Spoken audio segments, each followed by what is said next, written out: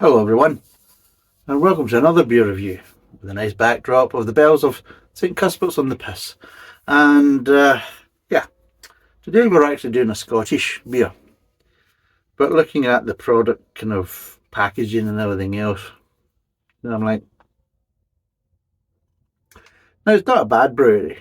They make some okay beers and that type of stuff, not bad beers, but this one might go the other way. Oh God. So today we're doing Chokka Blokka Mocha Stout from the William Brothers of Scotland. There you go. It's dark, rich, and chocolatey. It's 4.8%, 500ml can. I can't remember what price it is, but again, I'll put the details down below. And yes, it's brewed by the William Brothers Brewing Company in Alloa. And there's a bit of spiel on the back that says, "This Mayan-inspired brew is a Mocha lover's delight, a blend of coffee from around the world combined with cocoa nibs to deliver an intense stout for the ages." Now there's this thing. You get cocoa nibs and you're supposed to be using coffee from around the world. You would expect this to be quite bitter, quite a bitter edge to it. And that's what I would expect, and that's probably what I would want if I was wanting this.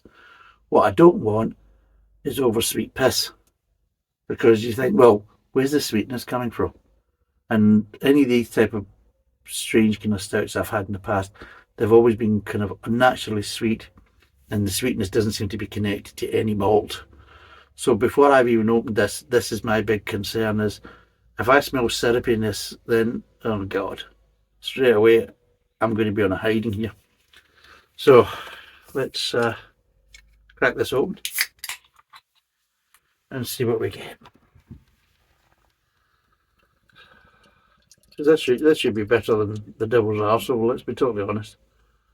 But every kind of coffee stout or whatever I've had, they've always been way too sweet and slightly synthetic in the coffee flavours and everything else. So yeah, so it's nice and dark for people in the podcast. It's a one finger kind of tanned head. There we go, smell wise.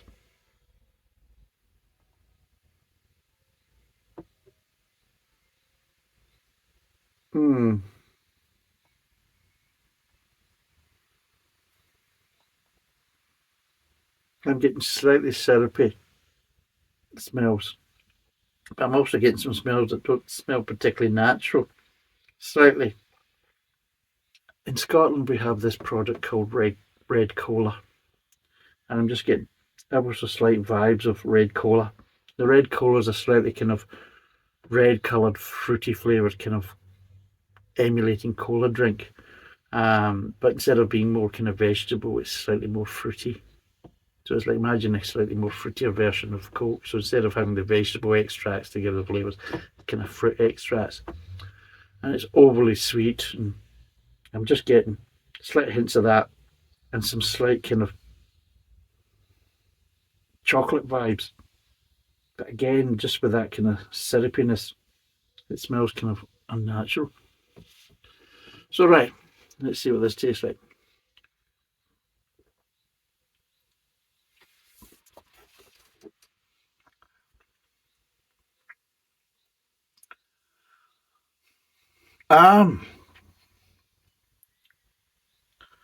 Okay, it's not as sweet as what I was worrying about. That's the good side. First thing I notice is there's no body to this. It's watery piss. I mean, seriously, how can you have a stout that is light as that?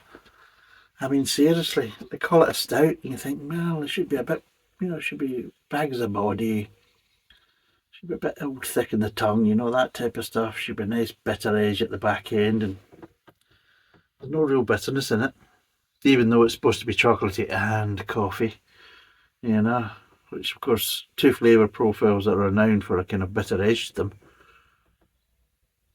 but it's not seem to be coming through in the beer. There's no real body, it's quite watery. Yeah.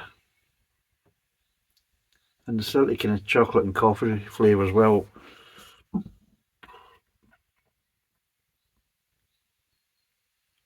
Maxwell House tastes more natural.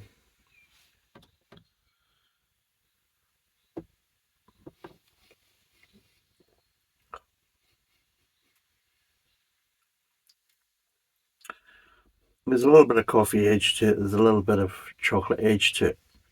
You know, like bitter chocolate. But it's very no bitterness whatsoever. And neither's the coffee. And yeah, the coffee has a slight kind of instant quality about it, and the chocolate is just that, again, doesn't feel natural. And overall, not that great. Really isn't that great at all. Jesus.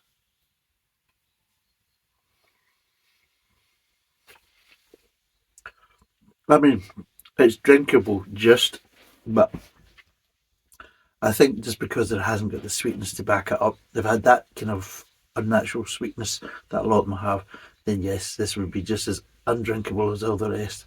But just because it doesn't have that sickening kind of syrupy sweetness, that's one good thing going in its favour.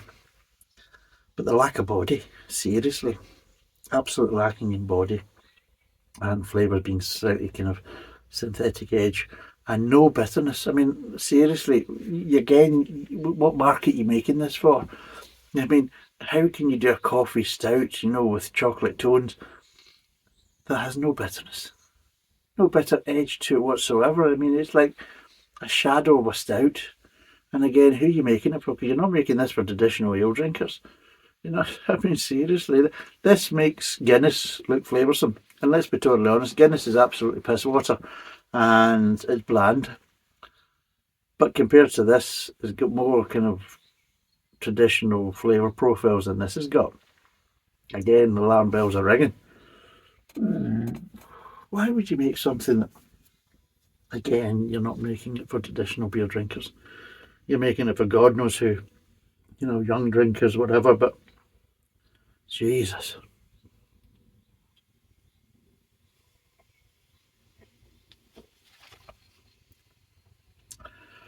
No, it's not really getting any better as I'm drinking it.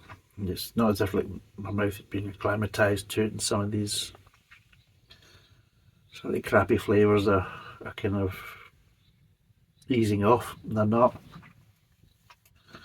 There's just no real malt body to kind of back it up. Again, like I said, is some of the flavours are slightly synthetic. Just the only saving grace is it's not overly sweet. But again, it's not bitter either, so again that goes against it. So yeah. So okay, let's quickly break down these flavours and we can get the rest of this glass down the sink.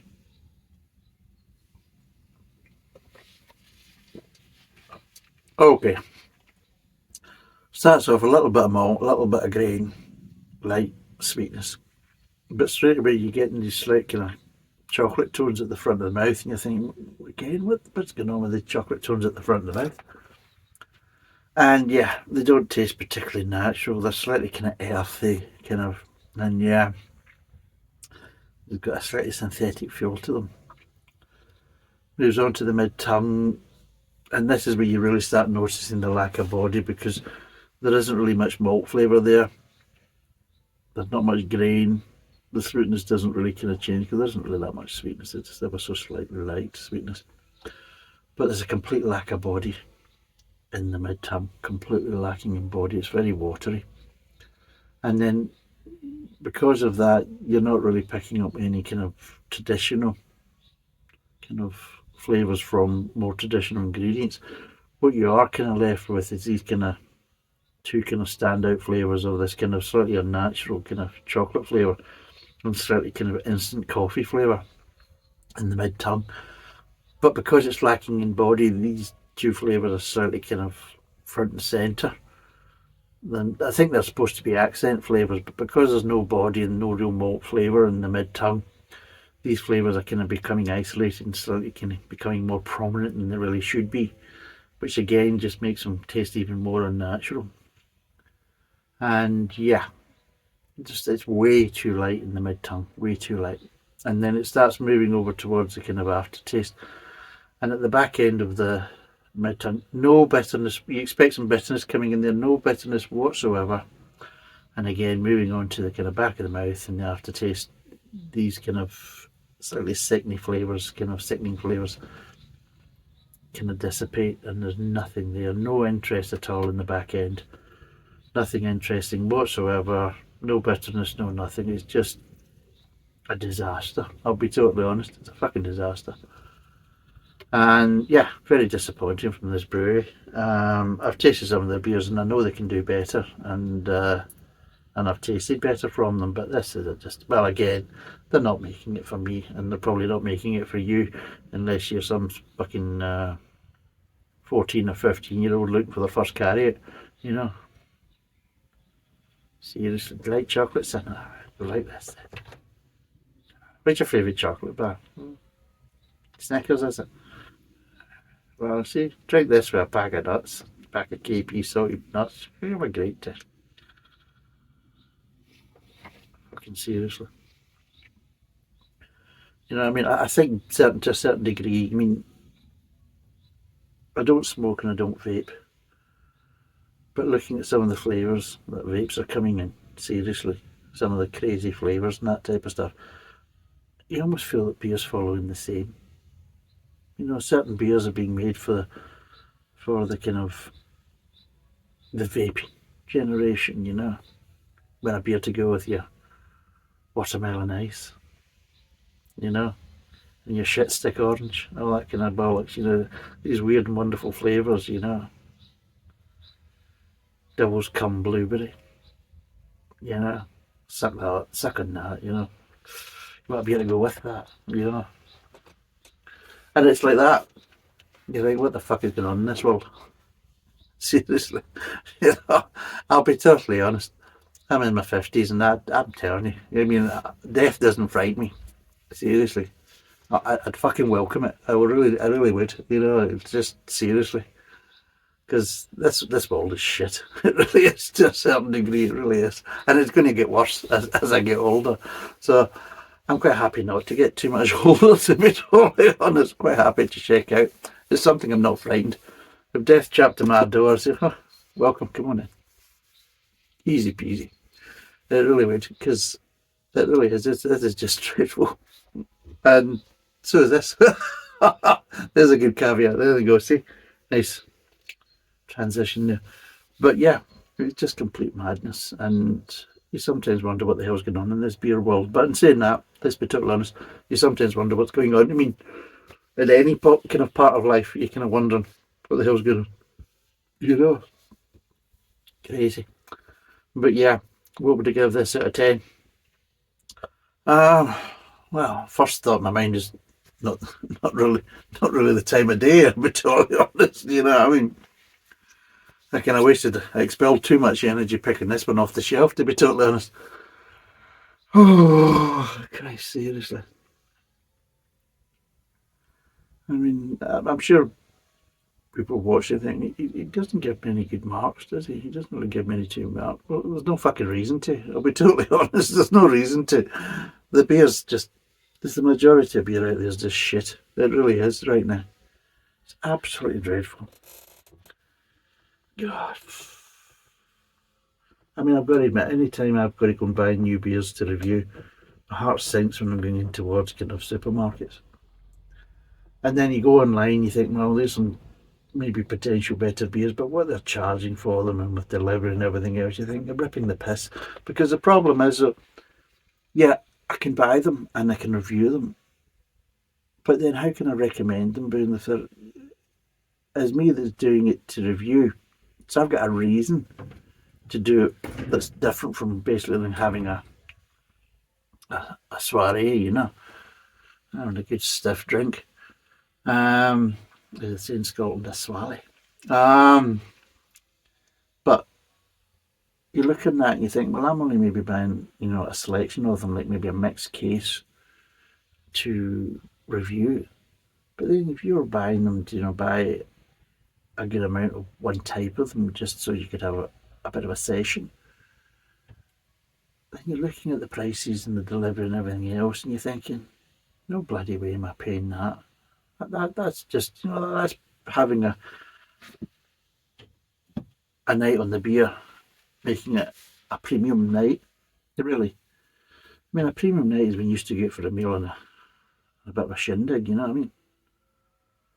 Out in the pool, that type of stuff. Yeah.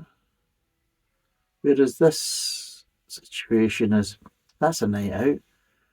The cost of a bloody night in is now becoming the same as the cost of a night out.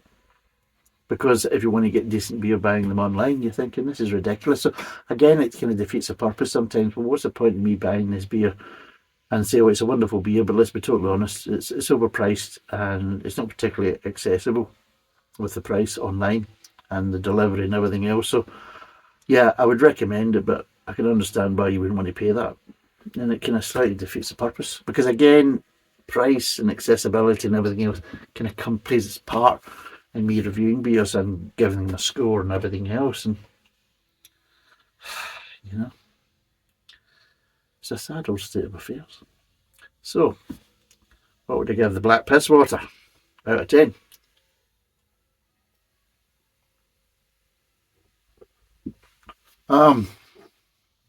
Jesus.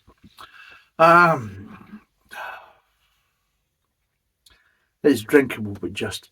This is what it is. It's drinkable, but just. So it's kind of falling into this little what we call the Foster's kind of category. Foster's and Carling. It's drinkable, but just. So yeah, I'd say about 3 out of 10. That would be it. Would I recommend it? No. Would I buy it again? No. Do I think this is actually worth the effort and the energy by the brewery? No. Are they going to make their fortune on this beer? No. Is there any point in them really doing it? No. So there you go. So that's kind of all bases covered. What was the alcohol content again? If it matters. 4.8%. Taste synthetic. Drinkable, but still a bit nasty. No body to it. No heart in it. No point wasting your time with it. So, it's 3 out of 10. Thanks for watching. Cheers, and bye for now.